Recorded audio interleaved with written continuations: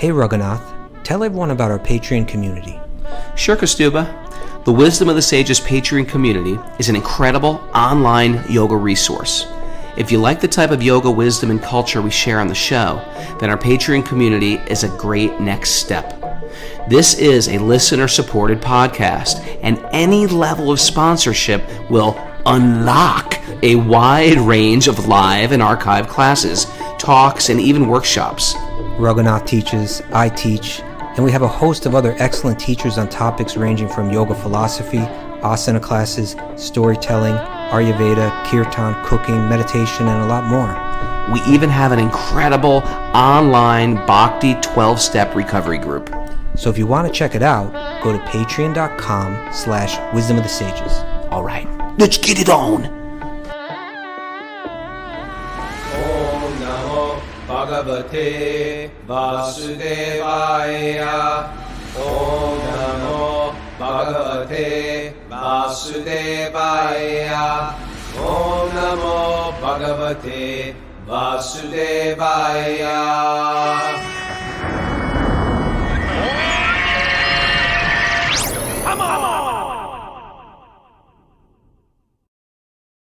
Live from Govardhan Hill. This is Wisdom of the Sages, a daily yoga podcast with your host, Raghunath, and co-host and senior educator at the Bhakti Center, New York, Kastuba Das. Welcome to the show, everybody. Welcome to Govardhan Hill. We made it. We made it, and we are in the incredible, loving flow of mercy of Giriraj. You can see the deity right behind me, right? You see that deity right behind me? I do. We call Sheila? this the Hilton. The Hilton. Oh, I It's- get it. it's I get Giriraj. it. Okay. Get it? The Hilton. Anyway, me and Mara have been fully absorbed 24/7. It's been great. We had a great day today. We've been going to different Bridge Bossi's houses. A Bridge Bossi is a person who grew up here. So there's some families that feed devotees. And just to be with these incredibly Krishna conscious family. We were with yesterday 4 generations in that household. Children, parents, grandparents. Is it 3 generations or 4 generations? Maybe 3 generations. Do they look at the two of you and say, "Where are the children?" Like that kind of thing? You get that? They Happens don't in ask India, though, any right? questions when they see All the time. Americans. They see nothing, say nothing. Okay. But just the kids. After feeding us, they just took us to the roof where you have this beautiful, incredible darshan of Govardhan Hill of their house, and the old man who's 80 years old, who's been walking around Govardhan. I think he just retired from walking around Govardhan. Is that the story? So walking around every day for 50 years. That was his occupation. Well, I walked around He Govardhan had for the some- past They had a 40 years. government job, and he retired. He retired in 1998 from his government job. And so he's been Yeah. walking around doing Govardhan Prikram for, the last 25 years or something. Nice. Yeah, and now the son does it. He's 22, and they're saying, yeah, first thing in the morning we have darshan of Giriraj, and then in the So evening maybe you time gotta- we have darshan of Giriraj. Maybe you have to say what or who Giriraj or Govardhan is, because some of our listeners may not know. Govardhan is the sacred hill, and it's a sacred hill. It's Krishna manifest as a hill. In the story of Krishna's pastimes, Krishna lifts this hill up over his head when Indra pours rain down on the village of Vrindavan, and everyone hides underneath this hill. So it's a sacred hill. It's like 21 kilometers long. It's not very high, but they say it used to be part of the Himalayas, and it somehow landed here, and it because of a curse, it's shrinking. So now it's not very high, but it's very lovely, and Brahmins and saintly people live along Govardhan Hill as long as there's been recorded history. And it's a famous place for Krishna devotees. Well, The well, when stones you're from there, Govardhan Hill can be worshipped as Krishna deities. when you're that? there, what do you feel? Does it feel special to you? And if so, in what way? I'm going to let Mara answer that question. What do you think, Mara? Wow. Yeah, I feel like Govardhan Hill just has it's like the energy of it is spiritually surcharged, I'd say. And the people you meet along the way are just like extraordinary souls. Yeah, this family was extraordinary. And then today we were with Mohan Panda's family. And Okay. that's at the one side of Radhakund. We had lunch yesterday. And then we went, if you've been to India with me, you know Mohan Panda. He's the priest at Radha Kund who does all the pujas at Radha course. Kund. Now, Radha Kund and Yeah. Shama Kund are the top of Govardhan Hill, and they're like You have to two explain what lakes kunds made of are. like There almost you like an inverted pyramid, and it's filled with water. So you climb down these sandstone steps into this sacred lake. They say it's like liquid Radha and liquid Krishna. And they consider it a very high place in the universe. It's like they say it's like associating with Radha and Krishna personally. It's also a very, very magical place. It's a very potent place to go and pray. And that's what I did. Today, you know what I did, Kastuba? Tell I me. prayed for anyone that I ever felt hurt by. Where normally you'd have like resentment for people that. But then I've been reading this the stories of Lord Chaitanya or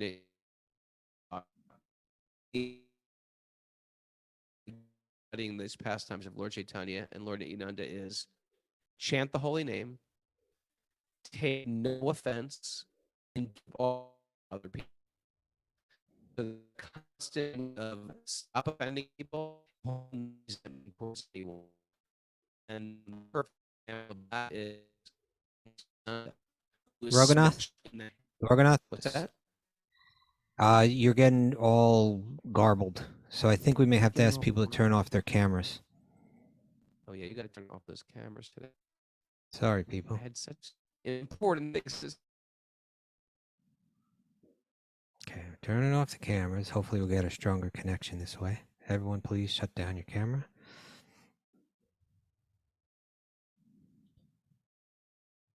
Ray Allen Parrott, there you go. We need you to shut down your camera. Thank you, Guy. All right, that'll do it. Dan Murphy, we need you to shut down the camera. There we go. Kishori, go. There she go. Are you still here, Raghunath? Oh, now we lost Raghunath. Okay. Here I am again, everyone, all alone without my co-host. Hopefully he'll be back in a minute. Okay. Anyway, it was nice to hear about Raghunath and his and Mara's pilgrimage to the very sacred kunds of Radha Kund and Shama Kund and to Govardhan Hill. I want to save the nugget for Raghunath, so I'm hoping he can come in quick. But otherwise, I'm not sure what to talk about here. So let's see. Okay, you know what? I'll move into the nugget because I think I don't really have anything else to do here.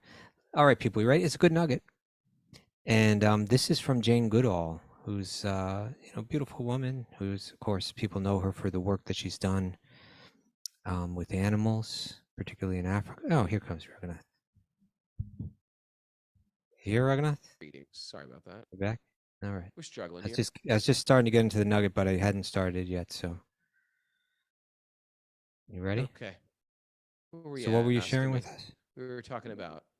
You were talking about being in the home. I was saying our inspiration from reading the pastimes of Lord Chaitanya was that my takeaway from studying the life of Lord Chaitanya with Mara was you stop taking offense, stop being offended on a regular basis. It can really ruin your life, harboring resentment towards people. And instead seeing greatness in everybody and appreciating people, and then just chanting the holy name. It really sort of like takes off any barrier of chanting the holy name in a pure way. And so that's hard because sometimes people have hurt us, or we feel people betray us, or people let us down, or people have actually gone out of their way to, be cruel to us. So we just went to Radha Kund today, and I prayed for everybody that I felt like betrayed me, hurt me, like personally went out of their way to try to, we keep a list of these things sometimes in the back of our mind. But it was a beautiful practice in just say, I'm just going to let things roll off, and I'm going to go to these people and just appreciate them in my mind. And it was very, very liberating, and I felt like it was special mercy of Lord Chaitanya. So could you tell us who are these people that have gone out of their way to hurt you? Just name a few names. Okay, the first one was you. First and foremost. I want names, Raghunath. I want names. I mean, let's come on. It'll be a little bit. So I that think was it'll be good great. for And ratings. so then, If we start to name some names.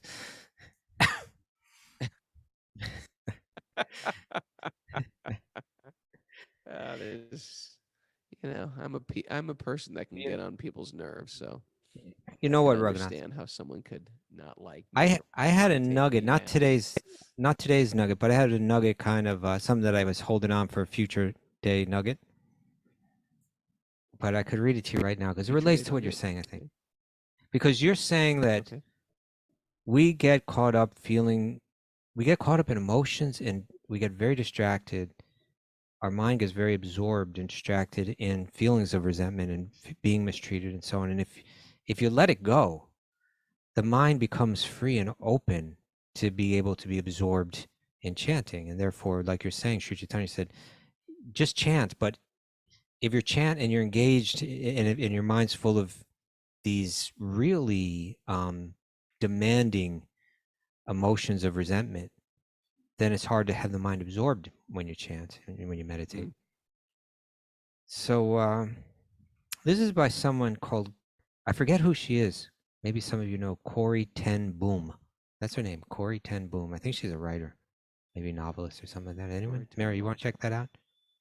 Corey, Corrie, 10, Ten, Boom, Boom, Corey Ten Boom. What's that? Clockmaker. Yeah, a Dutch. Yeah, that's right. She was a Dutch clockmaker. watchmaker. Oh, she had she's a fascinating person. Yeah, let's hear what she says. Yeah, later a Christian writer and public speaker who worked with her father and her sister and other family members to help many Jewish people escape from the Nazis during the Holocaust and World War II by hiding them in her home. They were caught right. and she was arrested and sent to Ravensbrück concentration camp. Her most famous book, A Hiding Place, biography that recounts her family's efforts on and shared hope in God while she was imprisoned at the concentration camp. Oh, she's still alive. Or no, She's still alive? Okay, but she got out. No, she got You out. know, Yeah. she died in '83, but she made it out of the concentration camp. Yes. Okay, So I think this is what's her from a quote? novel or something that she wrote, but it was simple, but I just liked it. It says, "Child, you have to learn to see things in the right proportions. Learn to see great things great and small things small." And really that's what it's all about, you know. It's just like these resentments that we bear in our mind they seem to us to be so big, and they're so big that they can dominate our mind and our emotions, even our blood pressure, and you know, like physically they can you know, our ulcers and you know, high blood pressure and all these things, you know, based on those Road kind rage. of cancer even, you know. It's like it can really eat you up. And we think these are big things, and they're actually, if we zoom out just a bit, they become very, very, very small things. I remember, you know, there's that story. I believe this story is found in Radha Swami's The Journey Within. And it talks about this one great devotee from South India. And he asked his guru, what are the real qualities of a Vaishnava, you know, of a real Bhakti-yogi? You remember that story? Raghu, are you listening to me? Do you even listen to me at all? I am Where are listening you? to you, but tell me. Yeah, I don't. I don't. You don't remember that story. So he said, and his guru said, well, to get the answer to that, you have to go inquire from this other yogi who lives, you know, quite far away. And he had to walk there. Like, took him a month to walk there through jungles, and you know, and that's the way the world was. You know, I have a question in life, I need to get it answered, and you walk for a month to go get it, you know. And he finally arrived at the ashram of this sage. And you know, he said, you know, my guru, and that sage knew his guru. You know, I had a question for him, and he sent me here to ask that question of you because he respects you so greatly. And he said, okay, that's great. But meanwhile, and then he just started to engage him in service. You know, there's service to do around the ashram. There are people to feed. There's, you know, so many things to do. And he just got caught up in service. And days were going by, and weeks were going by, and months were going by.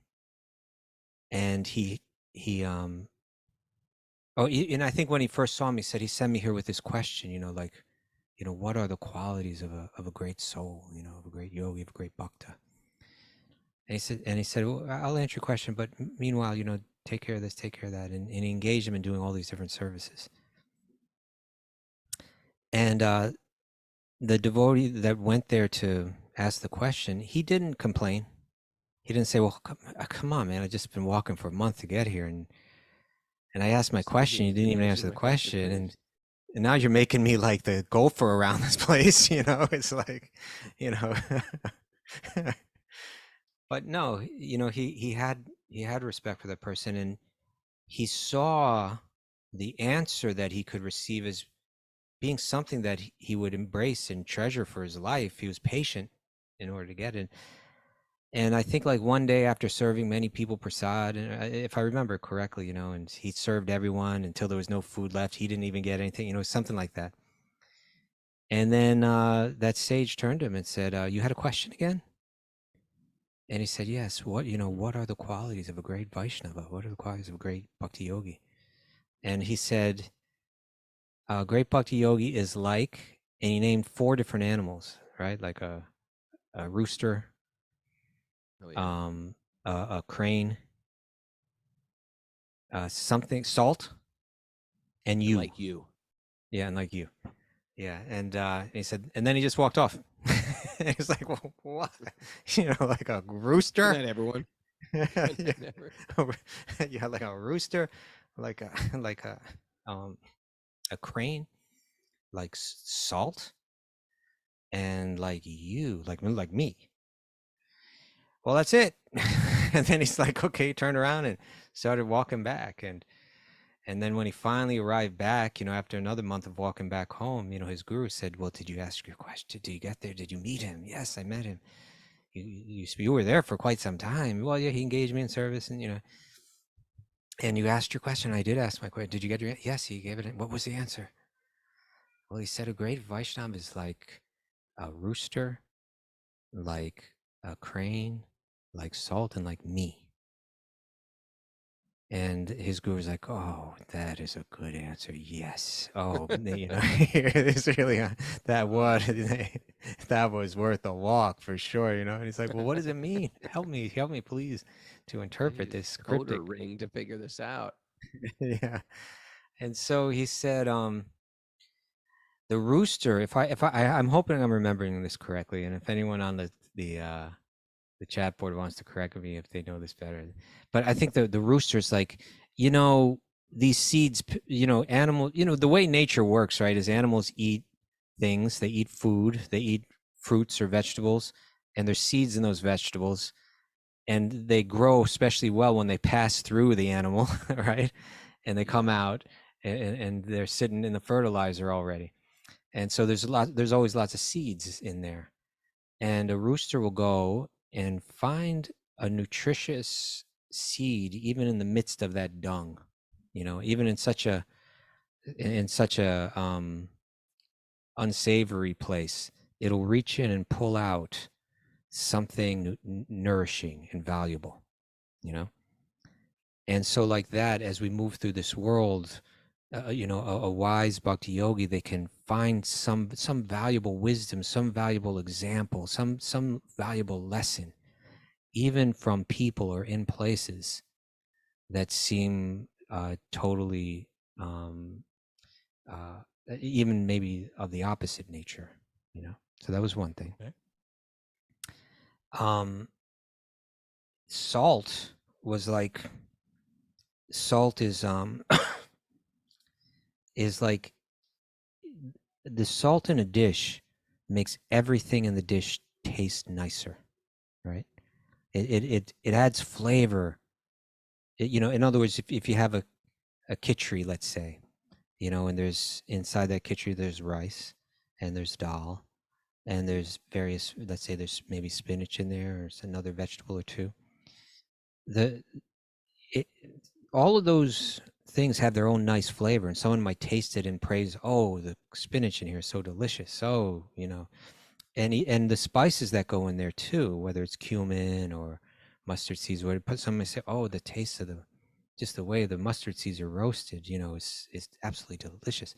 But nobody will ever say, oh, the salt in this dish is just absolutely fantastic. I love the salt. Because the salt is in the background. It's very, what it does is very, it's a very important role that it plays, right? A little too much salt ruins it. Not enough salt, it never lives up to its potential. But the salt gets in there in just the right amount, and everything else tastes better. But it takes no credit, right? And so a great bhakti-yogi is like that. They're serving. Good answer. Good answer. Yeah, they're making everyone else shine, but they're not taking any credit, not interested in any credit. Okay, that was an interesting one. And I think when he said, like you, I don't remember that one so well, but I think it had something to do with just his selfless attitude of service. But the one I wanted to speak about in relation to what you were saying was the crane, right? The crane. And they say the crane, yeah, you know how like they'll stand like in a stream. Yeah. And very still. They're very still. They have, sometimes they stand with like one leg in the water and one leg kind of up. Yeah. And they're looking, they look down into the water, and many, many fish will go by. And the crane will just sit there waiting, watching small fish go by, waiting and waiting and waiting. And it's waiting for a big fish to come. It's not going to waste its time on a small fish. It's focused. It's not focusing on the small, insignificant fish. It's waiting patiently and ready to react when the big fish comes. And when the big fish comes, boom, it reaches down and plucks it right out. And so like that, we should not get caught up. Nowadays they say don't sweat the small stuff, right? We don't get caught. We're like that crane with focus. We don't get caught up in the small, petty things. Someone said a little something about me. Let it just go right down the stream. I'm not focused on that at all, because I'm focused on what's important. You know what's important as a bhakti yogi? When I open up the Srimad Bhagavatam and I read it, I want to absorb it fully. When I sit down to do my meditation, I want to have my mind deeply absorbed with focus in hearing and being transformed by that mantra. Don't fight the petty with being petty. Yeah, you'll just burn out all your energy and you'll never get the big fish. And one time I was talking with Radha Swami about this story. He and I were sitting in his room, and we were talking about different challenges that we were going through and how we needed to not get caught up in petty things and stay focused. And I remember Maharaj saying at one point, he just said like, yeah, he said the phrase that he used, if I remember correctly, he said, we have to stay focused on the big, and in the end, he said, the only big fish are Radha and Krishna.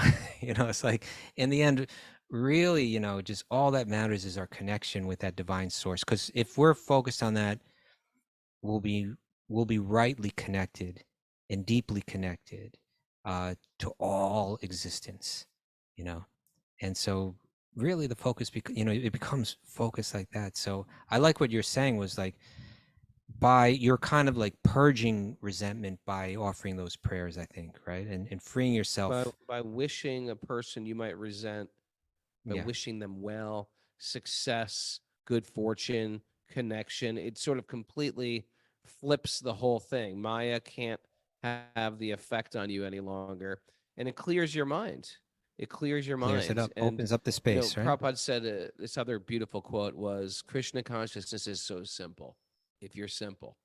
But if you're very complicated, then it becomes very complicated. Right. So Bhakti Yoga, what's more simple than to sing and dance and feast and glorify Krishna? Well, there's a big problem if you have all these issues with other people on a regular basis. You can't find peace within your own mind. You harbor resentment. You find anger. You hold on to it, and you're constantly looking, and you're in fear that people are trying to attack you. You've complicated your consciousness, and therefore, this most simplest thing, which is to sing a song to Krishna, you can't do. So it's a big part Not of our with practices. a soft heart, right? Not with a Not with a absorbed soft mind and a heart soft heart. and a Yeah. soft mind. We become tangled. And so a big part of our practice is to untangle that mind. And that's why you have the verses of one should be Trinada Pisu Nechana verses by Lord Chaitanya, the important things, how we should, you know, search out the greatness in other people, and don't look for validation from everybody. You're not going to get it anyway. You're not going to get it from anyway.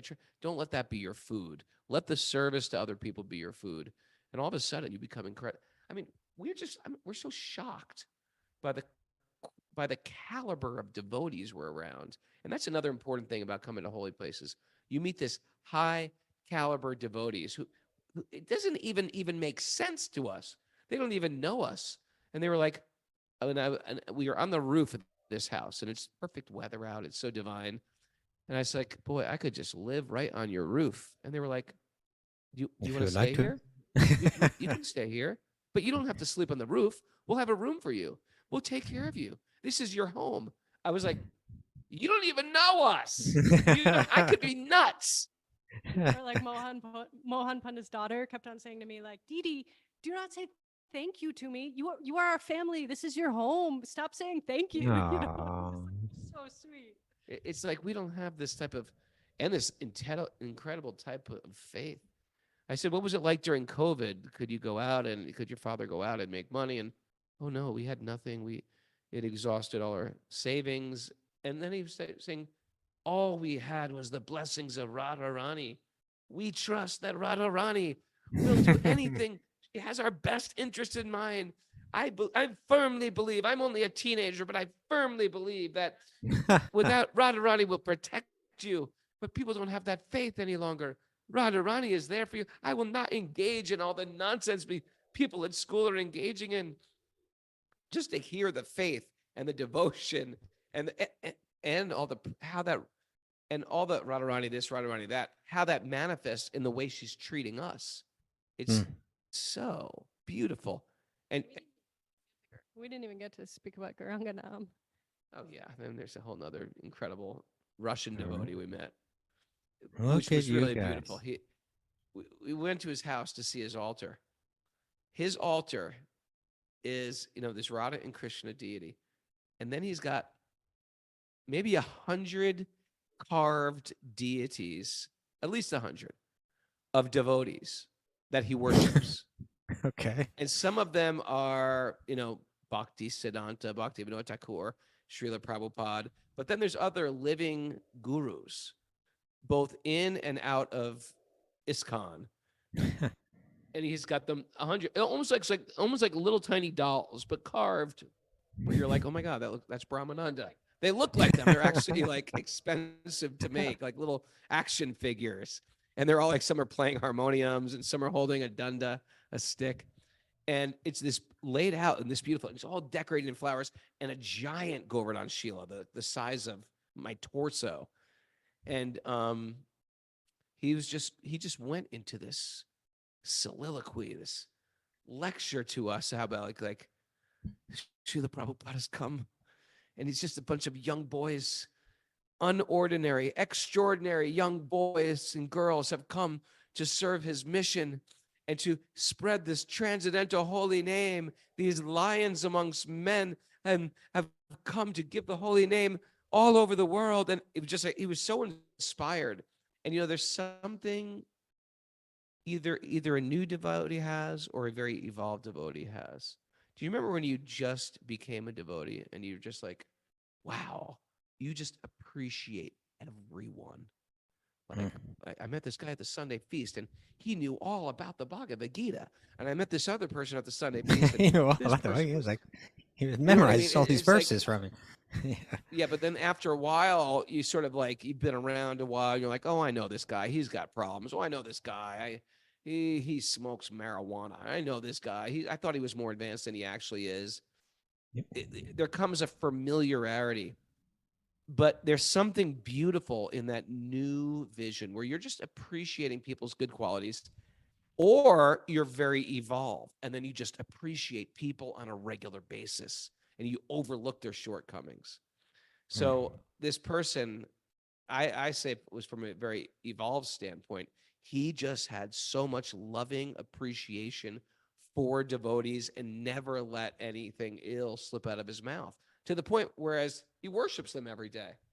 He worships them, and there's something very noble and that's heartwarming to see that in people that just have wonderful things to say about other devotees. Yeah, it was like inspiring just to hear all of his his appreciation was so deep and heartfelt, and it's like he was sharing it with us. It was just like such a moving experience to be there. Yeah. I think when I go there, I'll go there in a couple weeks, and then there's gonna be like a little Mara there on the altar. There's a little Mara. I have a little Mara doll. Little bangs right there. She's got like a Knitting. spatula in her hands and No, the knitting. She rolling got the knitting pin. needles. Then I got a little Kostuba on my altar. Got a little Kostuba, a little Linda. Little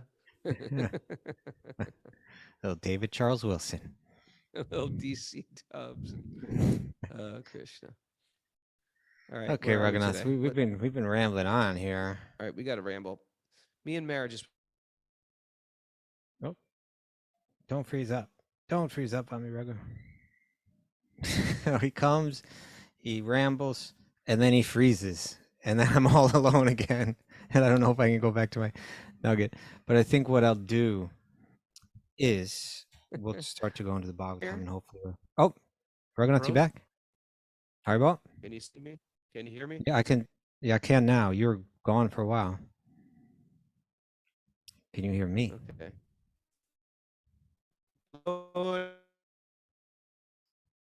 Raghunath, you've got a real bad hookup right now. Okay, everyone. I'm going to chant the opening shlokas, and we'll see if Raghunath can join us again. Narayanam namaskritya naram chaiva narotamam devim saraswatim vyasam tato jayam mudirayat. Before reciting the Srimad Bhagavatam, which is the very means of conquest, one should offer respectful obeisances unto the personality of Godhead Narayana, unto Narayana Rishi, the supremmost human being, unto Mother Saraswati, the goddess of learning, and unto Srila Vyasadeva, the author. Nasta prayeshva badreshu nityam bhagavata sevaya bhagavati uttama shloke bhaktir bhavati naishtiki. By regular attendance in classes on the Bhagavatam, and by rendering of service to the pure devotee, all that is troublesome to the heart is almost completely destroyed, and loving service unto the personality of Godhead, who is praised with transcendental songs, is established as an irrevocable fact. Om Jnanatimirandasya Jnananjana Shalakaya Chakshur Unmilitam Yena Tasmai Shri Guruve Namaha. I was born in the darkness of ignorance, and my spiritual masters have opened my eyes with the torch of knowledge. I offer my respectful obeisances unto them. Okay, so Annie, oh, are you there, Raghunath? I'm back, my friend. Okay. Salty Annie We are in Pepper is Canto asking. 7, Canto Yeah, 7, Chapter 5, Text 15. Hold on one second. As Annie Pepper is asking, you know, I think when you were gone, Raghunath, I was about to open up with a Jane Goodall nugget. But why don't we hold on till that tomorrow? Annie, check in tomorrow. Jane for tomorrow. She's quite a wonderful lady. She is. Okay, you want to get started, Raghunath? Yeah, Text 15. The great Hold Saint maybe there Narada should Muni be continues. some level of summary here. I mean, you know, a few days have passed. Yeah, what do you think? Rewind it. Rewind it a bit. Is the great, very important figure in Srimad Bhagavatam, the little boy. He's 5 years old. Sri Prahlad, the son of the great universal, ruler and demon, Hiranyakashipu. He was asked by his father, "What did you learn in school today?" And he just gave this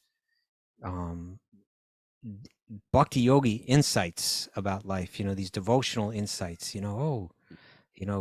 When one gets too caught up in material enjoyment, it's like they fell down a deep, dark well. It's nothing but suffering. One should just walk away from it all, go out into the forest and meditate deep in their heart on Lord Krishna and Lord Vishnu. And the Hiranyakashipu heard this, said, where in the world did this kid get this? And turned to their teachers and said, hey, I need you guys to dig in and find out who's been teaching him this. And then they pull him aside, in school, and they say, where did you hear this? Did you hear this from our enemies? From the devas, the demigods? Is that where you got this stuff from our enemies? Prahlad's reaction was, Raghu? Harbo? Yep. He was, his reaction was, you guys are doing the friend and enemy thing. Oh my God, I heard about people like you. I can't relate to it at all. Right? That's for like real fools. Okay, that's what you want to do. All right. He sort of like gave him a little backhanded, not a compliment. He just sort of like a cut. He was sort of cut them in a honest. way. Yeah, I don't think he was intentionally trying to insult them, but he was very matter of fact about how that's a very low level of consciousness that he just couldn't relate to. Like a 5-year-old would do, right? Like a 5-year-old will sometimes say, boy, you have really big ears. I'm like, oh, thanks. Like a 5-year-old will just say something directly without, one of your ears is lower than the other. Have you noticed that? Yeah. Why is that? So, yeah. And so then, he spoke three or four verses, Prahlad did, and they're very interesting. And he mentioned how this idea of friends and enemies is that how it's a lower level of thought. He also mentioned that people that think that way, they can never discover God within their own heart or within the hearts of others. He had some interesting things to share there. And so now we're getting the response again from his teachers. What text were we on now? 15. 15, okay. So this is Narada speaking. The great soul Prahlad Maharaj became silent after saying this to his teachers, Sunda and Amarka, the seminal sons of Sukracharya. These so-called brahmanas then became angry at him. Because they were servants of Hiranyakashipu, they were very sorry, and to chastise Prahlad Maharaj, they spoke as follows. Oh, please bring me a stick. This Prahlad is damaging our name and fame. Hey. Because of his bad intelligence, he has become like a cinder in the dynasty of the demons.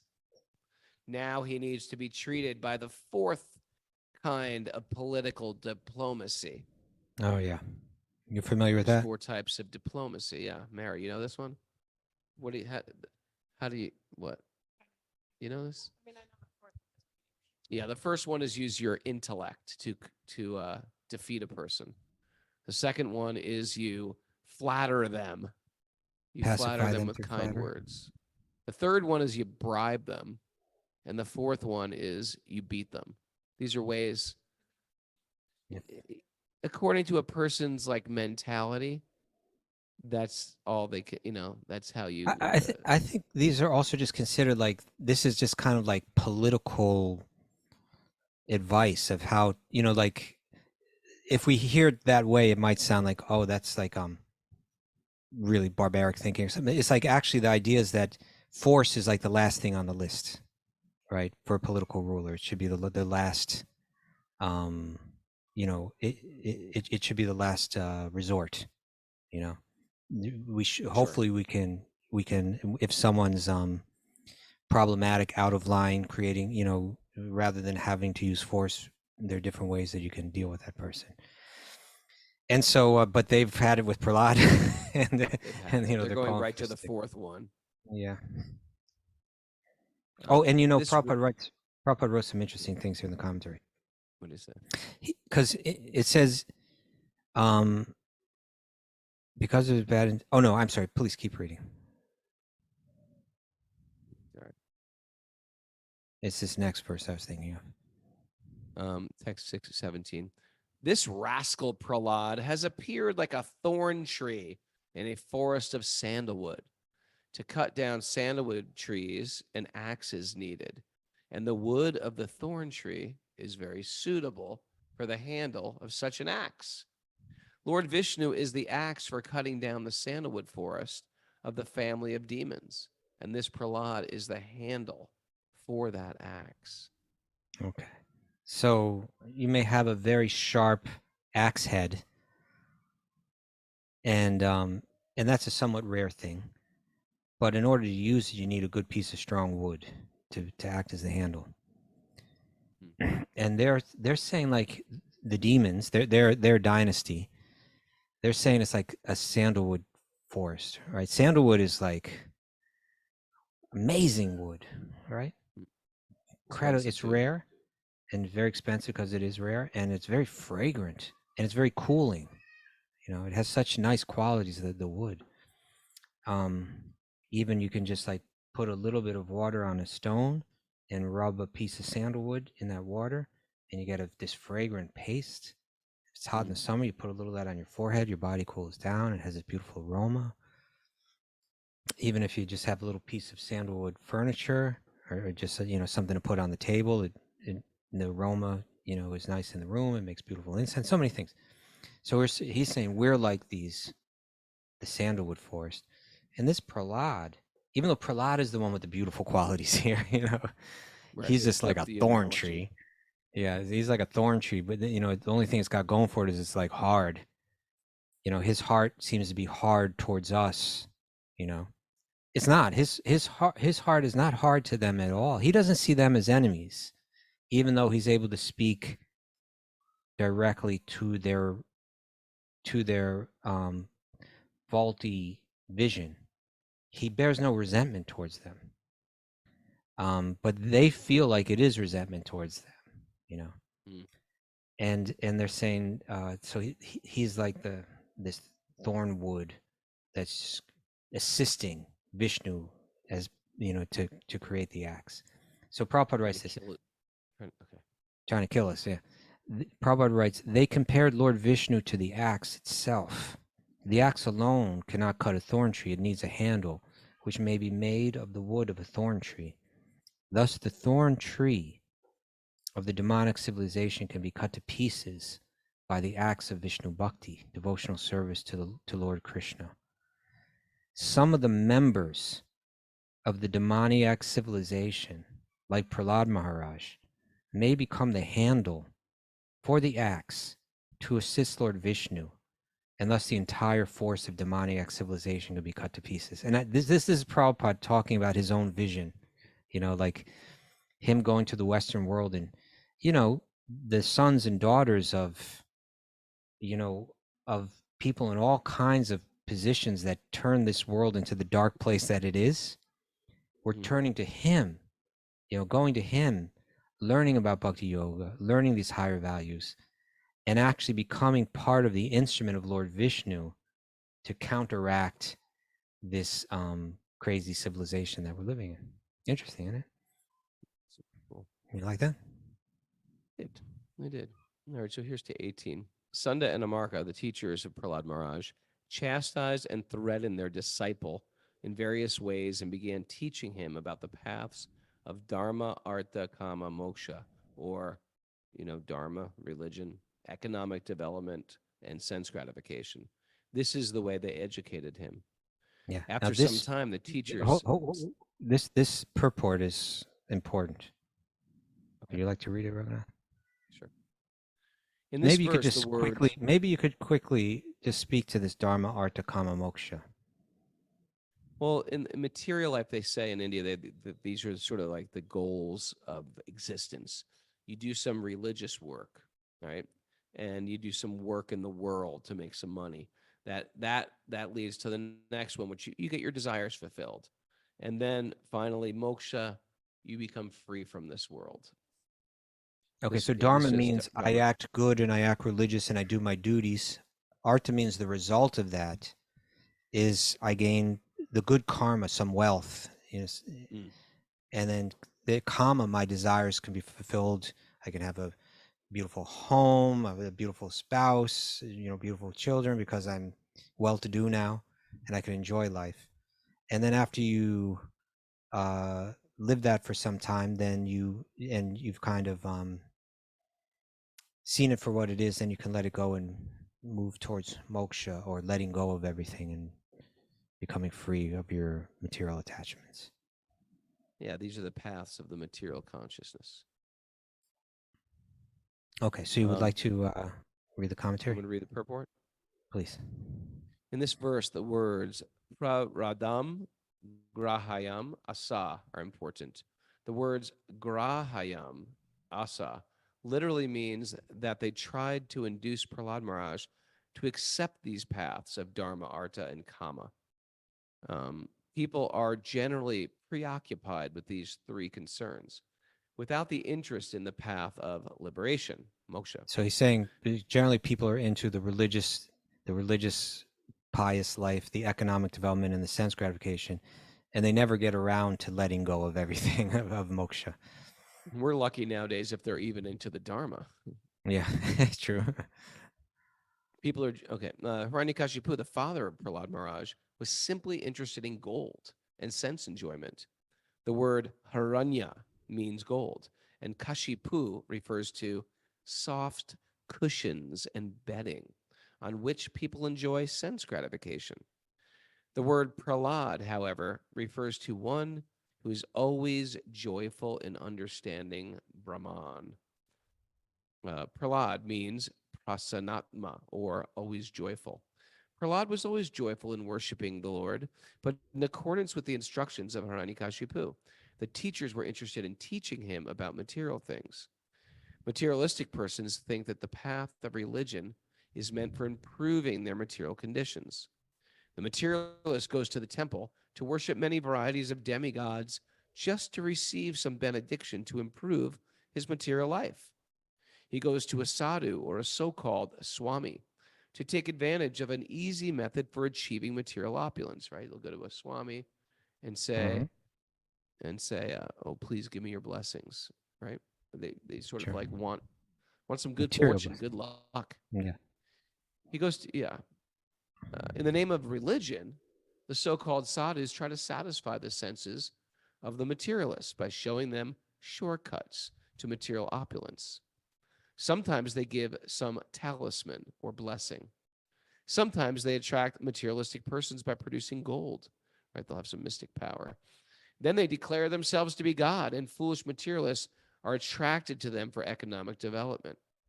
This is a whole thing. And in India, sometimes you see it in America with these It's just another way. preachers, Southern preachers are like, God wants you to be wealthy. God wants you to be abundant, Kostuba. What are you living there all poor, sitting there in Mayapur? Don't you know if you were really connected to God, you'd have abundance. What do you think about that? I don't like it. There's especially in our philosophy, there's so many stories there's stories of very abundant Krishna conscious people, and there's people of destitute people who are very Krishna conscious too. Yeah. As for a result of this process of cheating others, others are reluctant to accept religious process, and instead they advise people in general to work for material advancement. This is going on all over the world, not only now, but since time immemorial. No one is interested in moksha or liberation. There are four principles: dharma, artha, kama, and moksha. Please accept the religion to become material. People accept religion to become materially opulent. And why should one be material opulent? For sense gratification. Thus, people prefer these three margs or paths of materialistic life. No one is interested in liberation, and Bhagavat Bhakti, devotional service to the Lord, is even above liberation. Therefore, the process of devotional service, or Krishna consciousness, is extremely difficult to understand. This will be explained later by Prahlad Maharaj. The teachers, Sunda and Amarka, tried to induce Prahlad Maharaj to accept the materialistic way of life, but actually, their attempt was a failure. Okay. So, what Prabhupada's writing about here is that there are teachings in the Vedas that the idea is that they will bring you through these different stages, right? That it's a natural progression, a natural evolution that should lead ultimately to moksha, or to your letting go of your material desires. And these are like the four different goals. Now, what Sri Chaitanya taught was, even if you go through this end, you do progress through it. And even if you get to moksha, you still haven't achieved the true goal of life. The true goal is something beyond that, and they call that prema pumartha mahan. This highest goal of human life is to reestablish oneself in the consciousness of Krishna prema, right? In pure love of God, and through that pure love for every living being.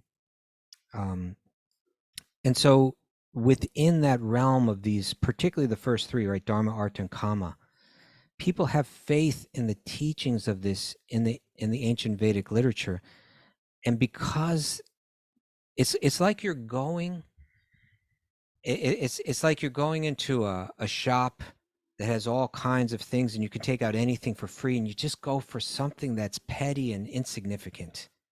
You know, you walk into a shop that has, you know, gold and diamonds and this and that, and you just like pick up some little piece of plastic, something, you know. And Yeah, it's something like that.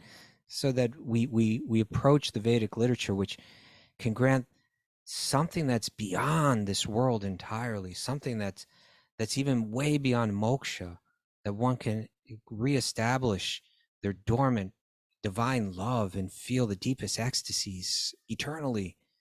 And we want something of this world, and even we're looking for it through the Vedic teachings, and or trying to find it from a sadhu. And because we have this type of faith in it all, that when someone poses as a sadhu, we're prone to think, oh, that person is going to be able to help me achieve these materialistic goals that I want. And then we kind of reverentially worship them and offer them gifts and money, and then they're tricking us, and they're just living off the fame and the prestige and the money that they get.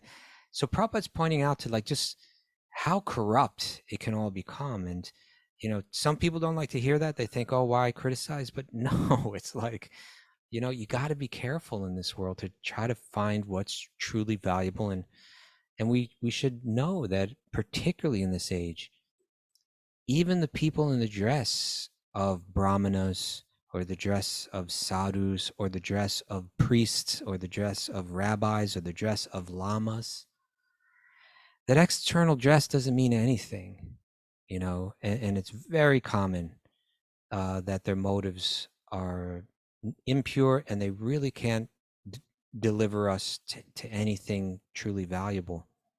So we need to know what the goal is, and we need to see what the qualities of our person who's moving towards that goal or has achieved that goal. And we need to focus on that, you know, like we were talking about earlier, what are the four qualities? You know, someone that has those kind of qualities, seek that out, you know, and be, and don't be satisfied with these lower, petty, mundane, worldly goals.